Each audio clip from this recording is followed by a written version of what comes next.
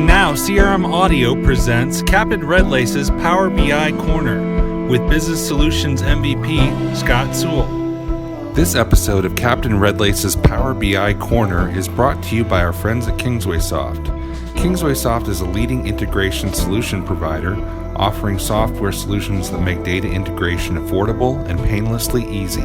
Thousands of enterprise clients from over 65 countries and regions rely on KingswaySoft to integrate data with various application systems in order to drive their business efficiency and fully leverage their information assets. KingswaySoft is a leading provider of Microsoft Dynamics integration software, including Dynamics 365, CRM, AX, NAV, GP, SL, as well as many other applications such as Marketo, Dropbox, QuickBooks, and Salesforce. Whether you need one solution or several, KingswaySoft works easily within the SSIS platform to make your integration process as quick and easy as possible. Many of their clients have seen 3 to 10 times greater data integration performance after switching to the SSIS integration toolkit. We thank KingswaySoft for their support of Captain Redlace's Power BI Corner. Hello, Scott. How you doing? I'm doing good, Joel. Ready for an exciting tip?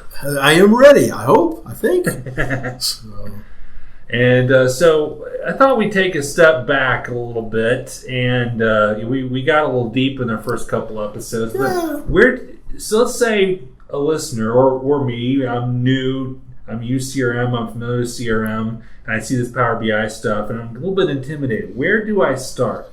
If you are someone like that, where would you recommend them to start? To learn about it, to figure out how it fits in, to get experience with it? So, and you're thinking about it in terms of Power BI with CRM? Yeah. Okay. There's actually, Microsoft has made it easy to get started in Power BI with CRM, especially if you have CRM Online. Okay. There's a real easy way of doing it there.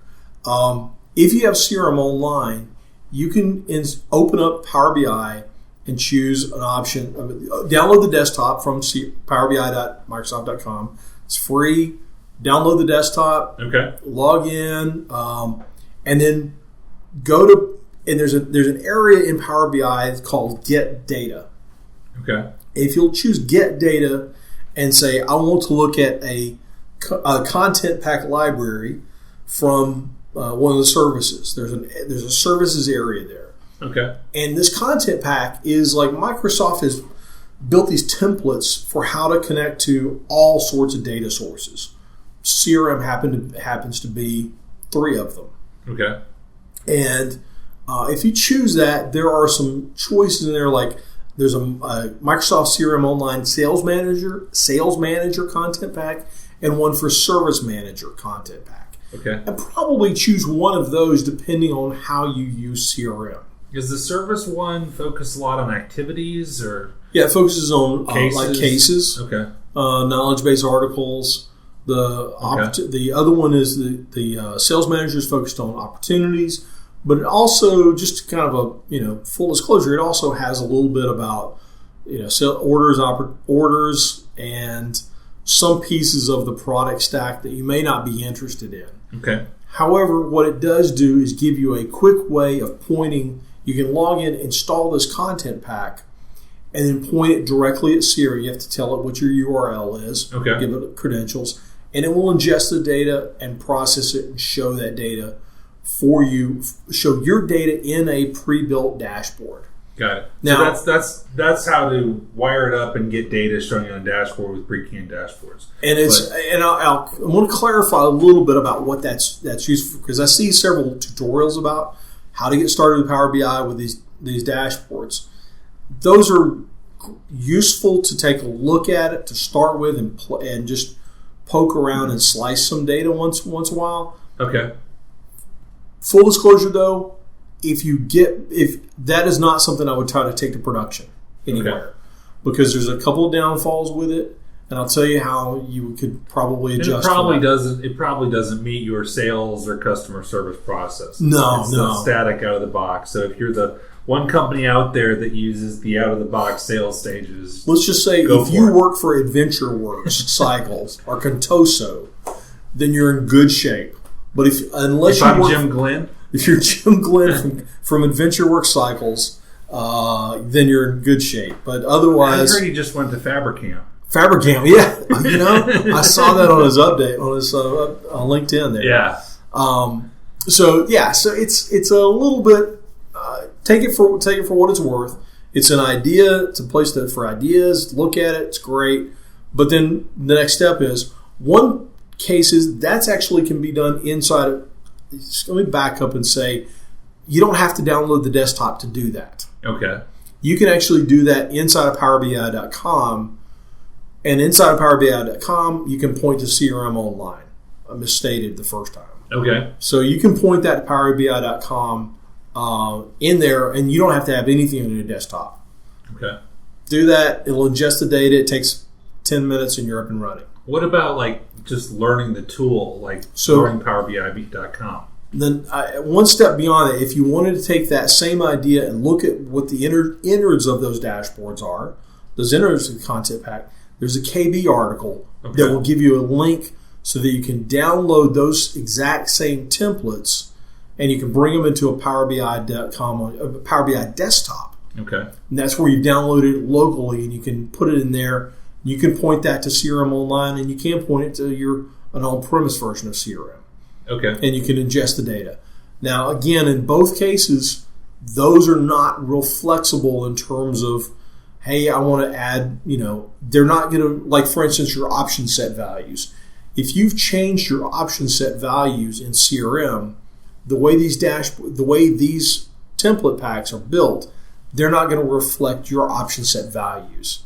It's kind of, I'm fine with them as examples and look at it, but I wouldn't try to take that as your starting point to build off of Power BI. So I was just talking to somebody who configured CRM for an organization that did guide dogs, for the blind, seeing eye dogs, and they had a dog entity. So if I wanted to add my dog entity to the Power BI, you can't really add that to the template. You can, but you're going to wind up being more frustrated than productive. Okay. In trying to backfit the templated version into a production environment. So it's kind of like taking the account summary report in CRM and extending it. It's exactly like that. You can try, but it'll have some functions there that you don't know what they do. And if you just have some sort of self-hatred and you really want to try to tackle that thing, yeah, it's awful. Yeah. But it's a good place to look and see what it looks like, and that's a nice place.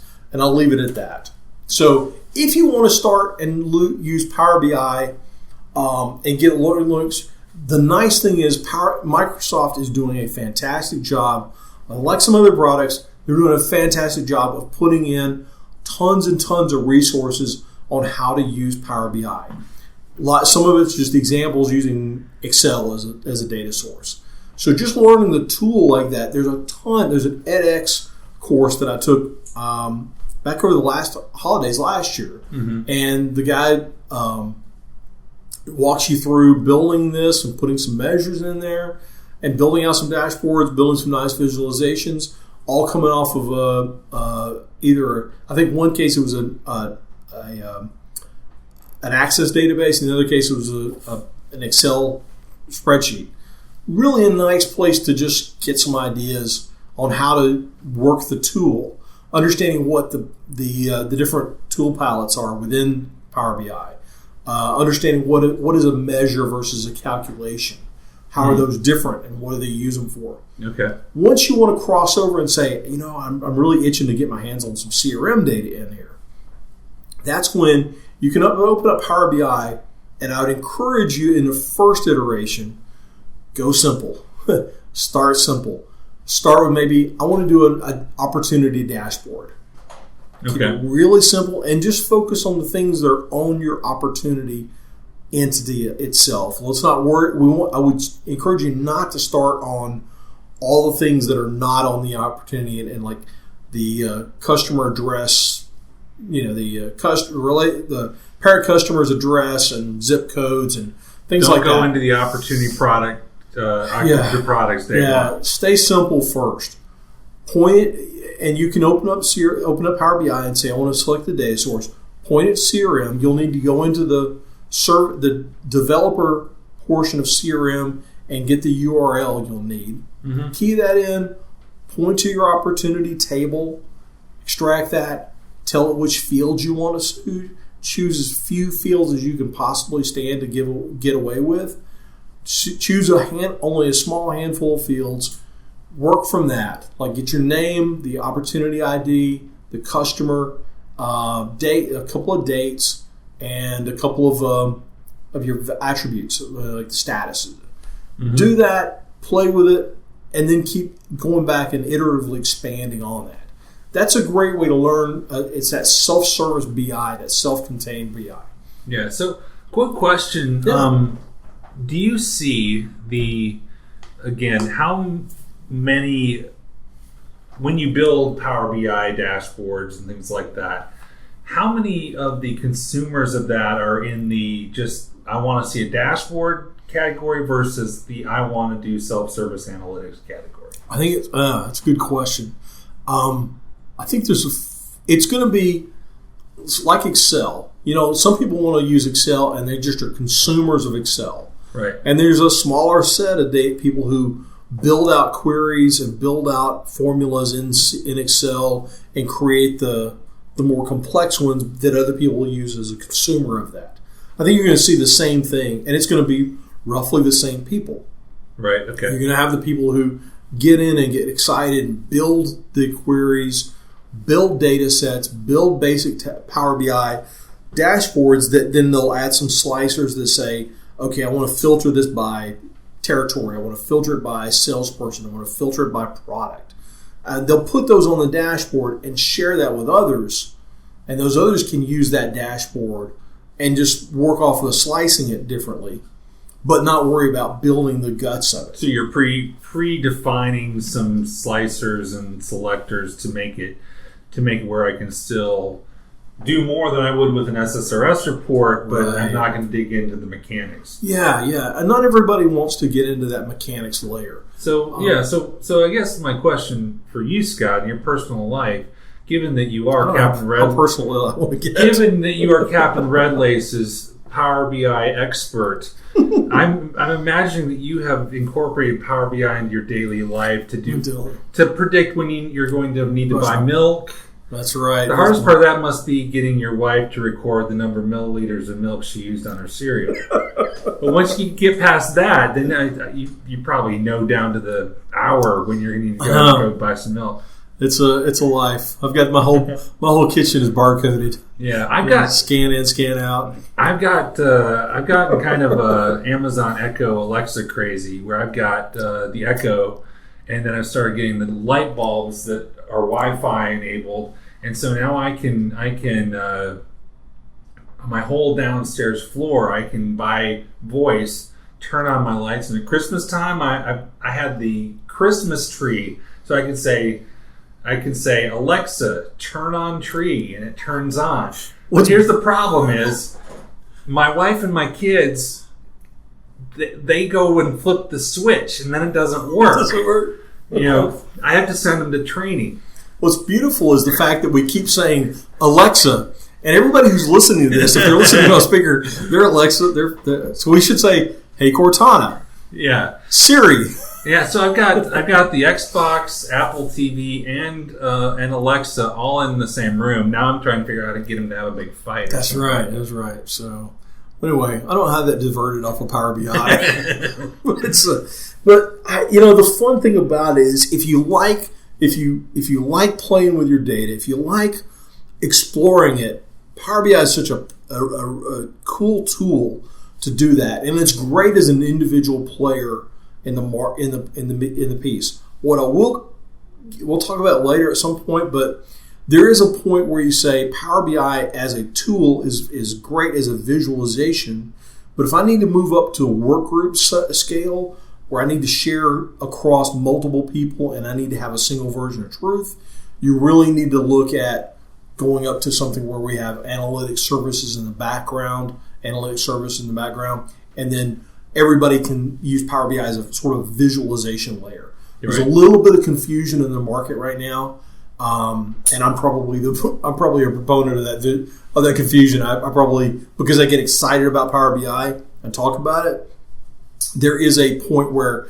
it is a great tool, but you need to make sure you build an infrastructure to support it. Right. I guess what excites me though is, as opposed to 3-4 years ago with analysis services, is you couldn't really easily model things out back then. Yeah, you're right. Now you can pick it up and you can model things out and get a vision of what you want, build a wireframe, and then look at, okay, if I scale this up, what's it going to take? Is it a data warehouse or some other data repository? Yeah, you really didn't have that prototype ability.